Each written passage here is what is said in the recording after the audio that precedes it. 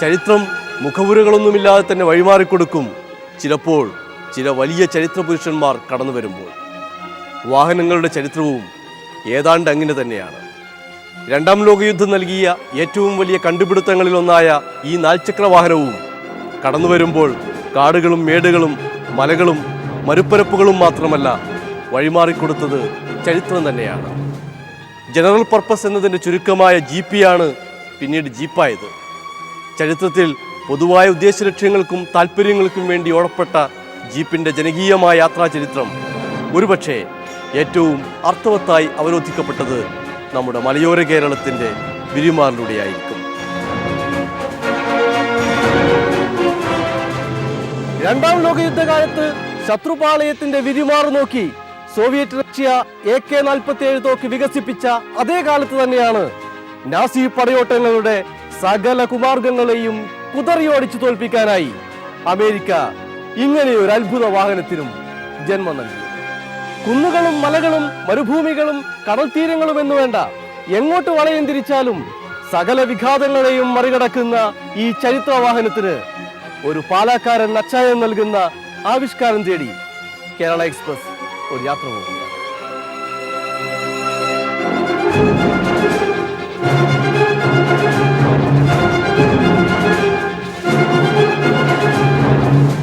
കേരളത്തിന്റെ കുടിയേറ്റ കാർഷിക ചരിത്രത്തിന് ഇത്രയധികം കടപ്പാടുള്ള മറ്റൊരു വാഹനവും എടുത്തു പറയാനില്ല. മലയോരത്തെ ആദ്യത്തെ വനപാതകളെല്ലാം ജീപ്പ് ഓടി സൃഷ്ടിക്കപ്പെട്ടതാണ്. സാഹസികരായ അനവധി നാടൻ മനുഷ്യർ വളയം പിടിച്ച് നയിച്ചൊരു യാത്രാ പ്രസ്ഥാനമാണത്. ജീപ്പ് ജീവിതമായതിനു ശേഷമാണ് അതിവിടെ ഒരു വിനോദമാകുന്നത്.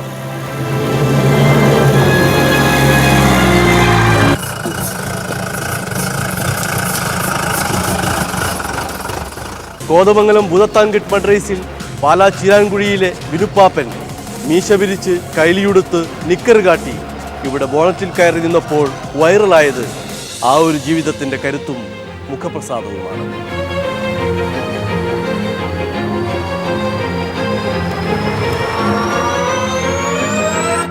തകർപ്പൻ പരിപാടിയായിരുന്നു. പറഞ്ഞിട്ട് കാര്യമല്ല എന്റെ തന്നെ. നമ്മള് ഭയങ്കര സ്റ്റാറായി പോയി. ഞാൻ കണ്ടായിരുന്നു, ടി വിക്കകത്തൊക്കെ ഉണ്ടായിരുന്നു. നിങ്ങളുടെ ആ മീശ വിരിച്ചു വെക്കുന്ന പരിപാടിയെ, ആ ഡയലോഗ് എനിക്ക് ഇഷ്ടപ്പെട്ടു. വായിക്കാത്തോട്ട് വരുന്നുണ്ട്. ഞാനത് പലരോടും പറഞ്ഞായിരുന്നു ഈ സംഭവം. അതെ, വായിക്കാത്തിട്ട് നമുക്ക് ഇത് അസ്വസ്ഥത. അതന്ന് ഇങ്ങനെ ഞാൻ പറഞ്ഞു കഴിഞ്ഞപ്പോഴത്തേനും പറഞ്ഞ എന്നാ അറിയോ, ഈ മീശ അങ്ങ് വെട്ടിക്കളഞ്ഞാൽ പോലെന്ന് ചോദിച്ചു എന്നോട് ഒരു വാതി. മീശ ഇപ്പൊ ആണെങ്കിൽ മീശ വെക്കുന്നത് അതിന്റെ ഒരു സെറ്റപ്പ് വേണമല്ലോ. അത് വേണം. എന്നായിരുന്നു കൊള്ളാം. ഇത്തരമുള്ള പരിപാടിയല്ലേ ഇത് നമ്മുടെ മയിൽവാഹനം. മോഡിഫിക്കേഷൻ ഒന്നും ചെയ്തിട്ടില്ലേ? ഒരു ഹീറോ അങ്ങനെ ഭൂതത്താൻകെട്ടിൽ ജനിക്കുകയായിരുന്നു. ഒന്നും രണ്ടും സ്ഥാനക്കാരനല്ല, ഒരു മൂന്നാം സ്ഥാനക്കാരൻ ഹീറോ ആവുന്ന ന്യൂ ജനറേഷൻ ചരിത്രം.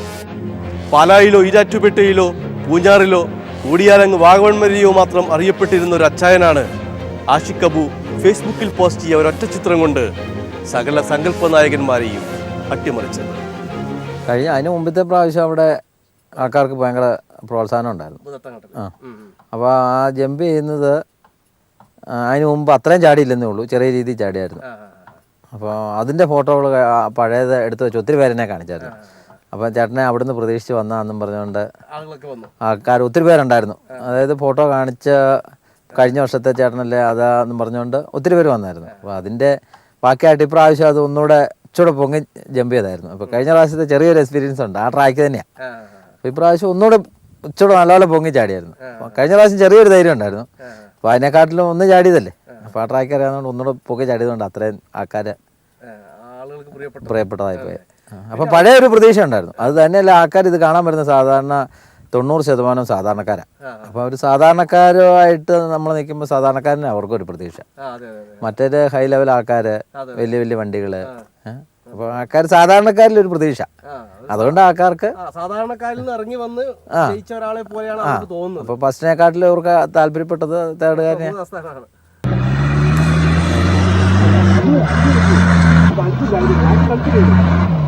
2 വർഷം മുമ്പ് ജീപ്പോട്ടത്തിന് അനിയൻ ജോസിനൊപ്പം സഹായിയായി പോയ ബിനിച്ചേട്ടൻ തൻ്റെ പഴയ 2004 മോഡൽ മഹീന്ദ്രയുമായി വെറുതെ ഒരു കൈനോക്കിയതാണ്. ഓൾട്ടറേഷൻ വരുത്തിയ ലക്ഷറി വണ്ടികളും അത്യാധുനിക GPS സംവിധാനവും റേസിനുള്ള കോസ്റ്റ്യൂമുകളുമൊക്കെയായി എത്തിയ ഫ്രീക്കന്മാർ ശരിക്കും ഈ നാടൻ ഡ്രൈവർക്ക് മുന്നിൽ വാപൊളിച്ചു പോയി. നിലമ്പൂരിലെ തടിക്കൂപ്പിലേക്കും പാലായിലെ പാറമടയിലേക്കും വണ്ടി ഉളപ്പിച്ച് കളിച്ച ഒരു അച്ചായനോടാണ് കളി.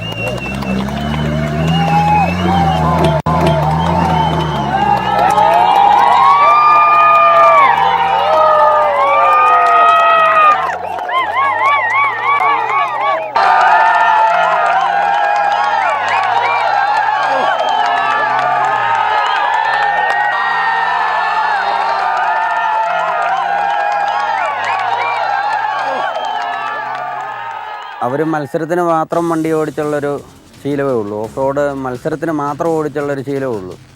വിനോദ് ചേട്ടനെ സംബന്ധിച്ചിടത്തോളം പണ്ട് ഫാദറിന് നിലമ്പൂർ സ്ഥലമുണ്ടായിരുന്നു. അങ്ങോട്ടുള്ള ഒരു 5-8 കിലോമീറ്റർ എന്ന് പറഞ്ഞാൽ ഫുൾ ഓഫ് റോഡ് തന്നെയാണ്. അതായത് പറമ്പിലോട്ട് സാധനം കയറ്റുകയും താഴോട്ട് ലോഡ് ഇറക്കുകയും ചെയ്തുള്ളൊരു പരിചയമാണ് ഏറ്റവും കൂടുതൽ ഇതിൻ്റെ അകത്തുള്ളത്.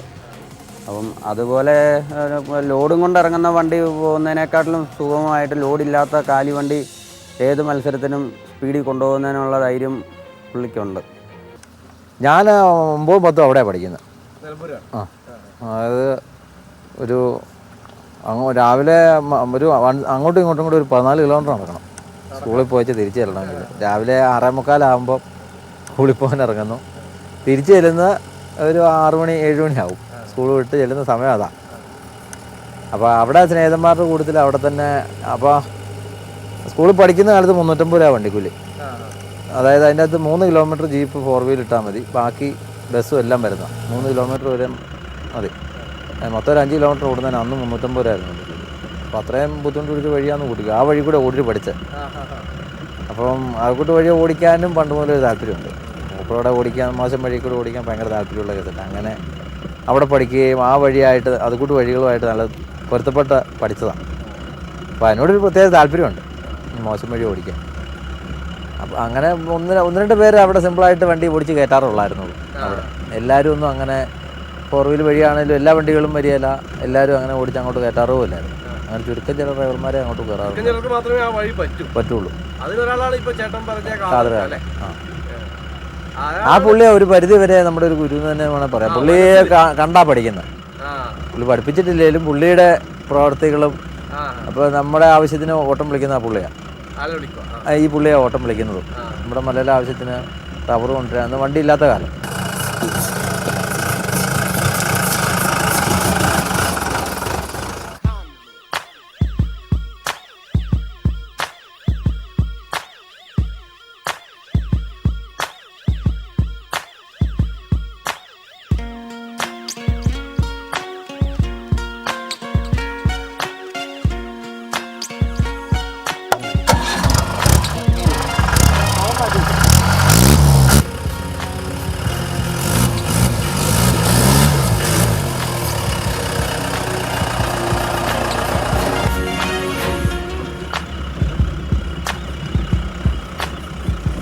യഥാർത്ഥ ജീപ്പ് പണം കൊടുത്തു വാങ്ങാനാവില്ല, അതുണ്ടാവുന്നതാണ് എന്നൊരു ചൊല്ലുണ്ട് ജീപ്പിൻ്റെ ജീവചരിത്രത്തിൽ. ഇക്കാണുന്ന മലമ്പാതകളിലൂടെയെല്ലാം ഓടിത്തഴഞ്ഞ് ഉണ്ടായിത്തീരുന്നതാണ് ജീപ്പ്.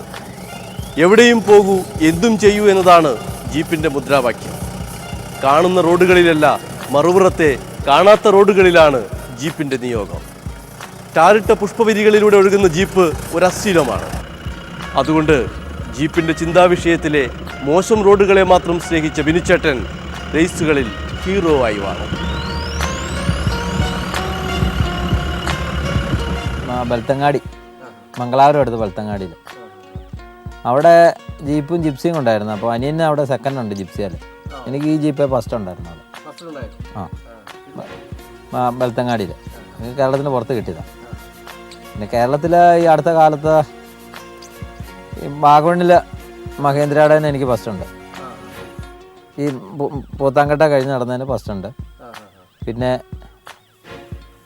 ചെങ്ങന്നൂർ അശ്വമേധം ഫ്ലഷ് വാർ എന്ന് 2016 എന്ന് പറഞ്ഞൊരു റേസാണ്, അവിടെ ഫസ്റ്റ് ഉണ്ട്. പിന്നെ കോഴിക്കോട് JDT കോളേജിൽ അവിടെ നടത്തിയതിന് ഫസ്റ്റ് ഉണ്ട്.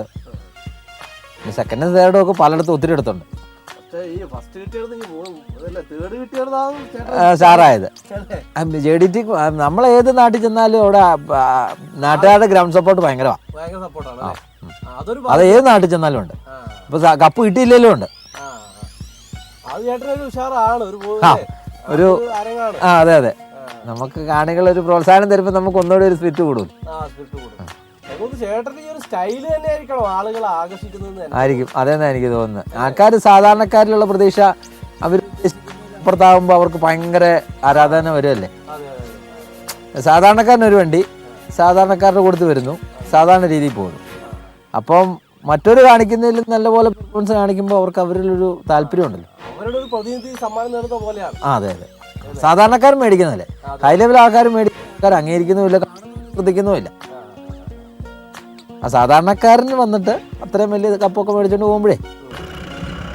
മലയോരത്തെ സ്വാഭാവിക ഓഫ് റോഡുകളിൽ ഒരു ചീരാങ്കുഴിയിൽ ബിനു മാത്രമല്ല നായകൻ.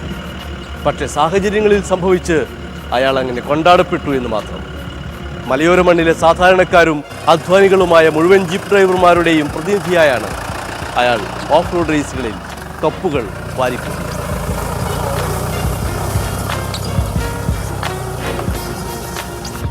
സാധാരണ ഈ മത്സരത്തിന് വരുന്നവരെക്കാട്ടിലും സാധാരണ ആൾക്കാർക്ക് ആ വണ്ടിയിൽ എക്സ്പീരിയൻസ് കൂടുതൽ.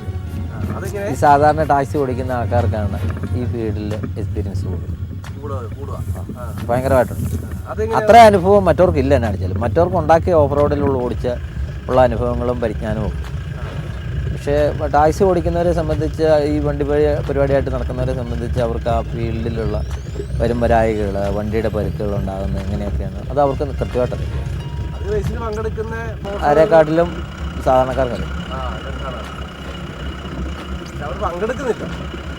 ഇല്ല, അവർക്ക് പങ്കെടുക്കാൻ ഈ ഒരു അവസ്ഥ കൊണ്ടാണ്. പൈസ വണ്ടി ഇപ്പം പണിയുന്നതിന് ഒത്തിരി കാശാവും.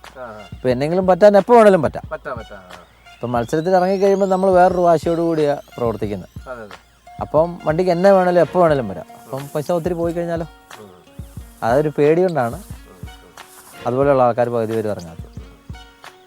ഇത്തരം മേഖലകളിലൂടെ അല്ല നമ്മുടെ റോഡിൽ ചേട്ടൻ സാഹസികതയൊന്നും കാണിക്കാറില്ല. ഇല്ല ഇല്ല, ഒന്നുമില്ല.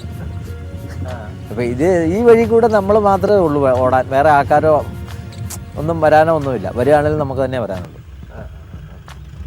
മറ്റു വഴിയിൽ എന്ന് പറയുമ്പോൾ വേറെ ആൾക്കാരോ ഒരുപാട് പേര് വരാം, ഒരുപാട് വണ്ടികൾ വരാം. ഇപ്പം നമ്മൾ കാരണം വേറൊരാൾക്കും കൂടെ ഉപദ്രവം ഉണ്ടാകരുത്. നമ്മൾ തന്നെ ഉപദ്രവം ഉണ്ടാകുന്നിടത്ത് നമ്മൾ ഈ പ്രകടനം കാണിക്കുന്നുള്ളൂ. നമ്മൾ മൂലം വേറൊരാൾക്ക് ഉപദ്രവം ഉണ്ടാകരുത്.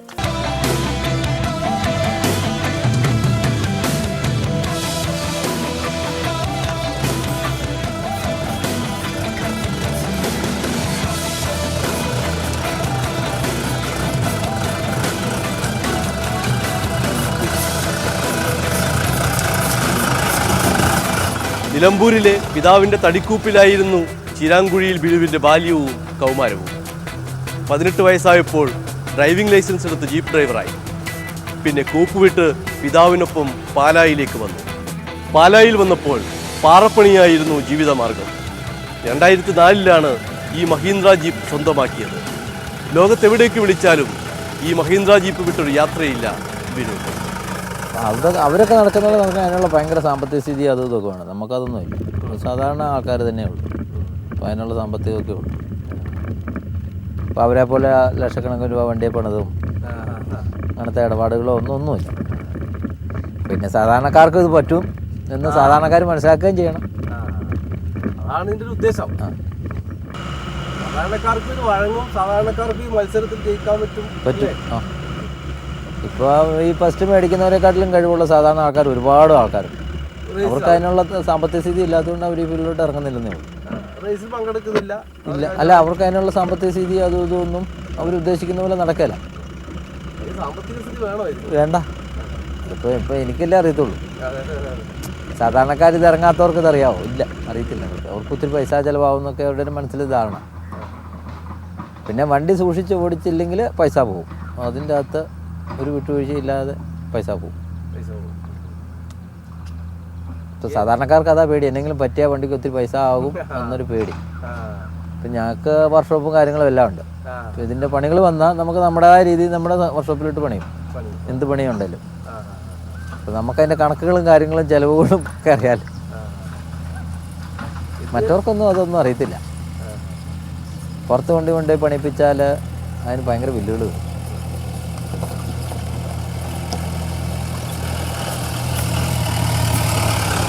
വാഗമണിൽ നടന്ന മഹീന്ദ്ര ഗ്രേറ്റ് എസ്കേപ്പിൽ വിജയിയായതോടെ ഇന്ന് ഇന്ത്യയിൽ എവിടെയും ഒരു ഓഫ് റോഡ് റേസിലിറങ്ങാൻ കരുത്തനാണ് ബിനുവും ബിനുവിൻ്റെ ഈ മേജർ ജീപ്പുമെന്ന് തെളിയിക്കപ്പെട്ടിട്ടുണ്ട്. പക്ഷെ റേസിൻ്റെ വലിയ ഹിമാലയ പാതകളല്ല, പാലായുടെയും പരിസരങ്ങളുടെയും ആരവങ്ങളാണ് ഇയാൾക്ക് ഹരം. ജീവിതമാണ് വലിയ റേസ് എന്ന് തിരിച്ചറിയുന്നത് കൊണ്ട് ബിനു ആൾക്കൂട്ടാഘോഷങ്ങളിൽ അതിരുവിട്ട് അഭിരമിക്കാറുമില്ല. അവരൊക്കെ വലിയ ഹൈ ലെവൽ ആൾക്കാരല്ലേ, അവരോടിപ്പോൾ എനിക്ക് ഒരു അഭിപ്രായം പറയാനില്ല. നമ്മളെ അവർ മനസ്സിൽ പോലും കണക്കൂട്ടാത്ത ആൾക്കാരല്ലേ. അവർ ഹൈ ലെവൽ ആൾക്കാർ അവരുടെ രീതിയിലാണ് ചിന്തിക്കുന്നത്. നമ്മൾ സാധാരണക്കാരുടെ കൂട്ടത്തിൽ നിന്ന് സാധാരണ രീതിയിലുള്ള ചിന്താഗതികൾ, വലിയ കൂടിയ മോഹങ്ങളൊന്നുമില്ല. മതി. കൂടുതൽ പോകണമെന്നും ഒരു താല്പര്യമില്ല. വലിയ മത്സരം ഇപ്പോൾ ഹിമാലയൻ ഭാഗങ്ങളിലൊക്കെ വലിയ മത്സരങ്ങൾ ഉണ്ടെന്നൊക്കെയാണ് കേൾക്കുന്നത്. നമുക്ക് കൊക്കിലൊതുങ്ങുന്നല്ലേ കൊത്താൻ പാടുള്ളൂ. അങ്ങോട്ടേക്കൊന്നും പോകണമെന്നോ അല്ലെങ്കിൽ വലിയ മത്സരങ്ങളിലൊന്നും വലിയ താല്പര്യമൊന്നുമില്ല. നമുക്ക് നമ്മുടെ ഇവിടെ വിട്ടുള്ള താല്പര്യം മത്സരങ്ങളോടൊന്നും വലിയ താല്പര്യമൊന്നുമില്ല. ഈ പ്രദേശത്തൊക്കെ മതിയെന്നാണ് അല്ലേ ഇവിടെയുള്ള ആളുകളും? അതെ അതെ അല്ലേ. ഇപ്പം നമ്മളെ അംഗീകരിക്കുന്നിടത്തല്ലേ നമുക്ക് ഇറങ്ങാൻ താല്പര്യമുള്ളൂ. അല്ലാതെ നമ്മൾ അറിയാത്ത നാട്ടിൽ പോയി അല്ല അവിടെ കൂടുതൽ മത്സരവും അതുമായി ബന്ധപ്പെട്ടിട്ടുള്ള ഒത്തിരി കേസ് കിട്ടുന്നുണ്ട്. പക്ഷെ നമുക്ക് അതിനെക്കുറിച്ചൊന്നും വലിയ ഗ്രാഹ്യമില്ലാത്തതുകൊണ്ടായിരിക്കും അതിനോട് വലിയ താല്പര്യമായിട്ടൊന്നും തോന്നിയിട്ടില്ല. ഈ ഒരു റേസിലേക്ക് ഇത് തന്നെ ചേട്ടനിൽ മുഴുകാൻ തന്നെയാണോ പദ്ധതി? അതായത് ഈ പരിപാടി തന്നെ ആയിട്ടില്ല, ഞാൻ എൻ്റെ വേറെ പരിപാടി ഉണ്ടാകും, ഞാൻ അതുമായിട്ട് തന്നെ മുമ്പോട്ട് പോകുന്നു. ഇതിൻ്റെ അകത്ത് സൈഡിലായിട്ട് വരുമ്പോൾ അങ്ങനെ സമയം കണ്ട് പോകുന്നേ ഉള്ളൂ.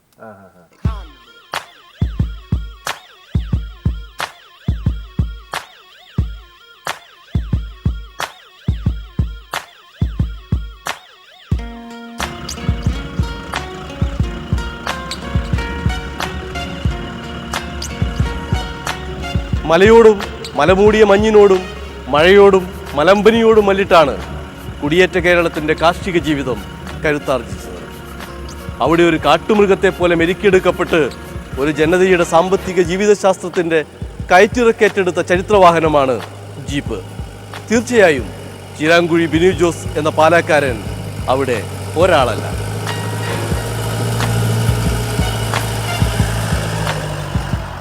അമേരിക്കയിലെ ബെൻതാം കമ്പനിയുടെ കാർ ഷെഡിൽ നിന്നും ജീപ്പ് എന്ന ഈ അത്ഭുത വാഹനം ജന്മം കൊണ്ട് 8 പതിറ്റാണ്ടിന് ശേഷവും ലോകത്ത് സാമാന്യത്തിന്റെ ആദരവും ബഹുമാനവും ആർജിച്ച ഇതുപോലൊരു വാഹനം ഈ വലിയ മോട്ടോർ വാഹന വിപ്ലവകാലത്തും നമുക്ക് സങ്കല്പിക്കാനില്ല.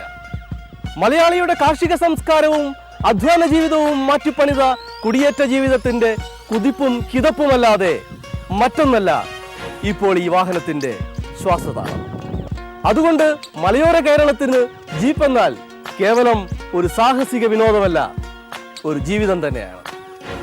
കേരള എക്സ്പ്രസ് യാത്ര തുടരുകയാണ്. അടുത്ത ആഴ്ച വീണ്ടും കാണാം. കാത്തിരിക്കുക. ശുഭയാത്ര.